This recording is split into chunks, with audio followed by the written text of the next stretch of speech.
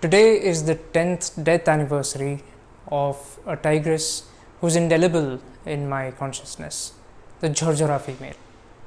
She would be in yours too if you visited Bandhavgarh between 2008 and 2010. The Jhorjhora female was a daughter of the Chakradhara female in a litter which couldn't be more different from each other.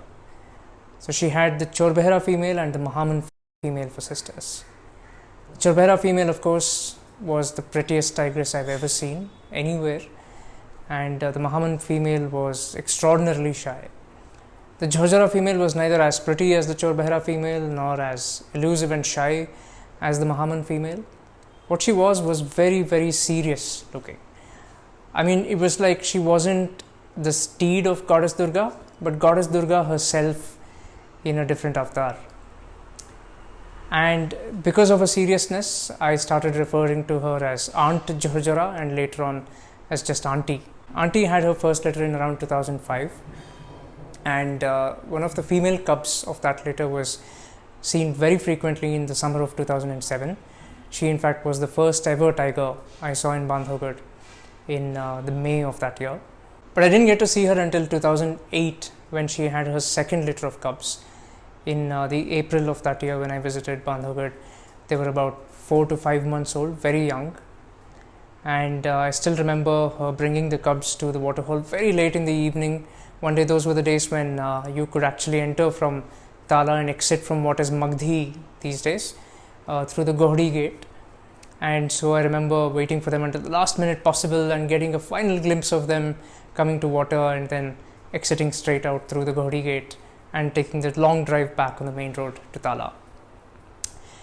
But it was in 2009 that I really got to know her a little bit, because that is the year when her second litter had grown to about 2 years old and comprised two very bold females, one being Kankati, whose picture is right behind me here, and the other the Rajbehra female, both of whom were to go on to become legends in their own right.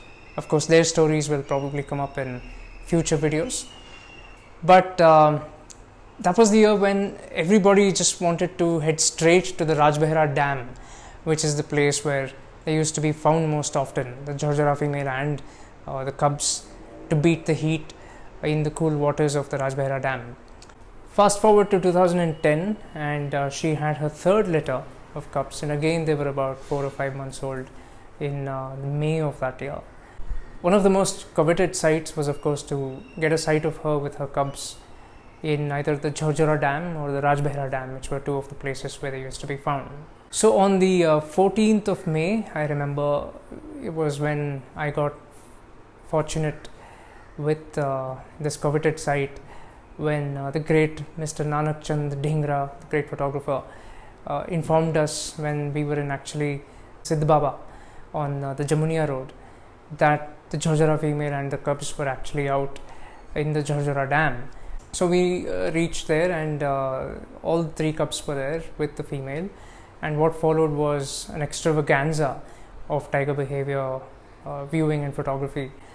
The cubs tried to jump into the water hole from the banks and then went and snuggled with their mother. They climbed up on the other bank and got scared by the vehicles and went back to the mother to be reassured.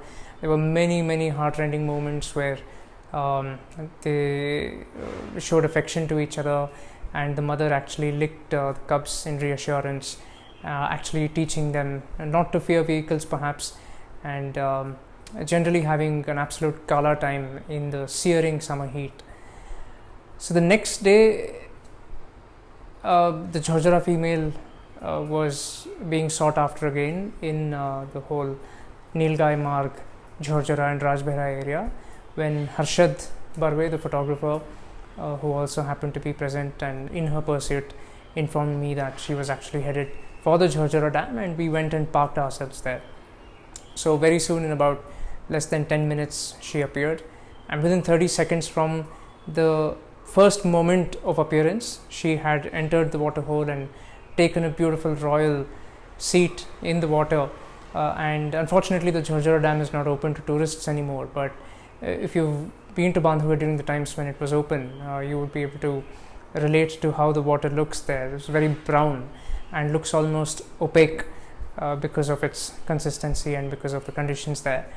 So it actually looked like a tiger immersed in a solid paste of mud or something, even though it was water. But what was really poignant was that after a while of sitting in the water, she actually started vocalizing. She started calling out to her cubs, which did not evoke any response at all whatsoever.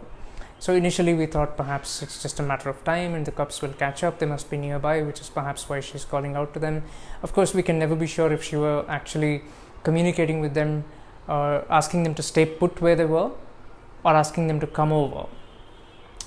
But I think things became a little clearer when, after about half an hour of sitting in the water and the cubs just didn't turn up, she started listening to something intently, perhaps hearing for a response back from the cubs, which didn't come, as far as we could hear, of course. But tiger's hearing is way better than human hearing. In fact, it's their most developed sense.